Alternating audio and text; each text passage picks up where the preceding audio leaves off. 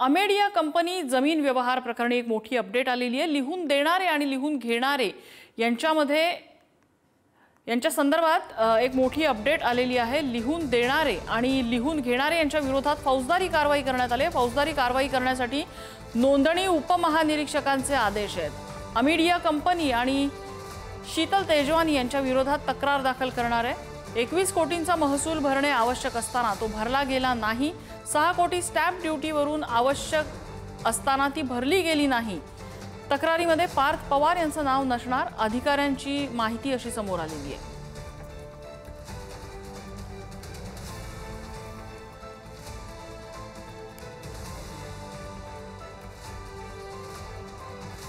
ज्ञानेश्वर चौतमल आपल्याला अपडेट देत आहेत। ज्ञानेश्वर, काय तपशील सध्याचा?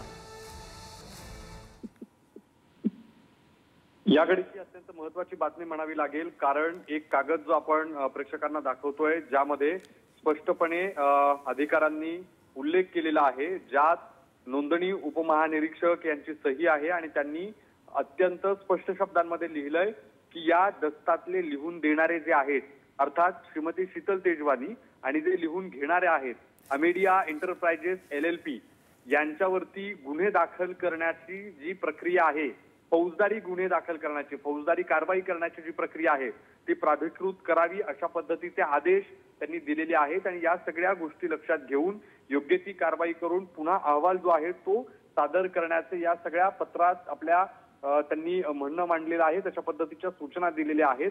अर्थात आता या सगळ्या पत्राच्या आधारे 2 महत्त्वाचे जे व्यक्ती आतापर्यंत या सगळ्या प्रकरणामध्ये ज्यांच्यावरती गुन्हा दाखल होऊ शकतो अशा पद्धतीची शक्यता व्यक्त केली जाते त्यांच्यावरती गुन्हा दाखल करण्याची प्रक्रिया सुरू आहे, ज्यामध्ये अमेडिया एंटरप्राइजेसचे डायरेक्टर आहेत दिग्विजय पाटील आणि त्यासोबतच लिहून देणारे जे व्यक्ती आहेत यातले शीतल तेजवानी यांच्यावरती गुन्हे दाखल करण्याची प्रक्रिया सध्या बावधन पोलिसांमध्ये सुरू आहे। तशा पद्धतीची कारवाई करण्याचे आदेश यापूर्वीच अधिकाऱ्यांकडून देण्यात आलेले होते आणि आपण जर बघितलं असेल तर हे सगळं प्रकरण जेव्हा चर्चेत आलं तेव्हापासून अत्यंत वेगवान पद्धतीनं याची कारवाई करण्याची, चौकशी करण्याची आणि संबंधितांवर गुन्हे दाखल करण्याची प्रक्रिया सुरू झाल्याची ही अगदी ज्ञानेश्वर। आणि याच्यामध्ये एक कळीचा मुद्दा असा की पार्थ पवार यांचं नाव बाजूला राहतं या सगळ्यातून, किंवा तो ठेवण्याचा प्रयत्न केला जातोय का हे काय आपल्याला सांगता येणार नाही, पण ते बाजूला राहतं एवढं नक्की।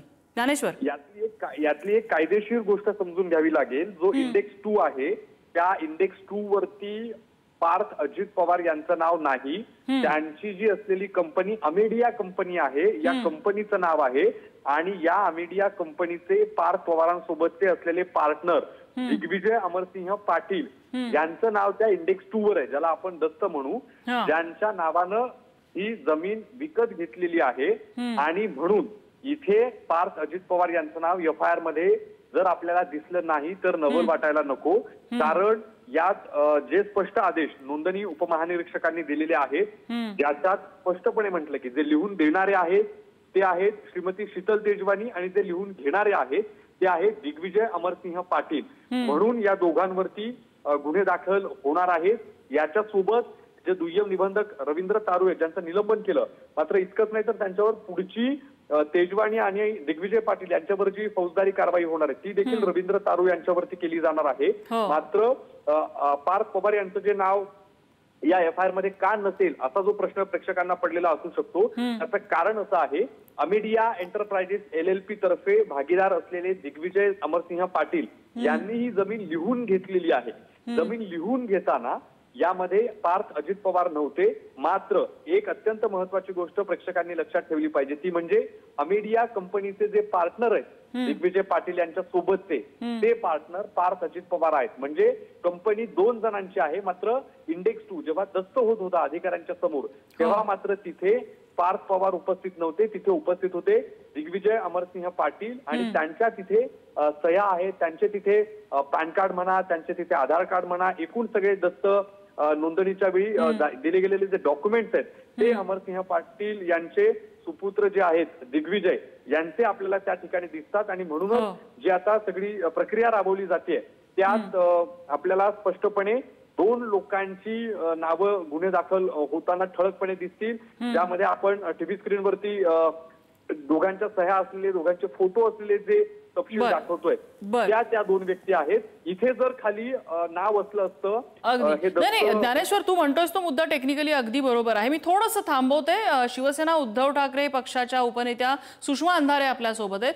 सुषमाताई, दिग्विजय पाटील आणि शीतल तेजवानी यांच्या नावे फौजदारी कारवाई आता होणार आहे. पार्थ पवार यांचं नाव कुठेही दिसत नाही, कारण इंडेक्स 2 मध्ये त्यांचं नाव नाहीये, अशी टेक्निकल माहिती आता आपल्या समोर येते.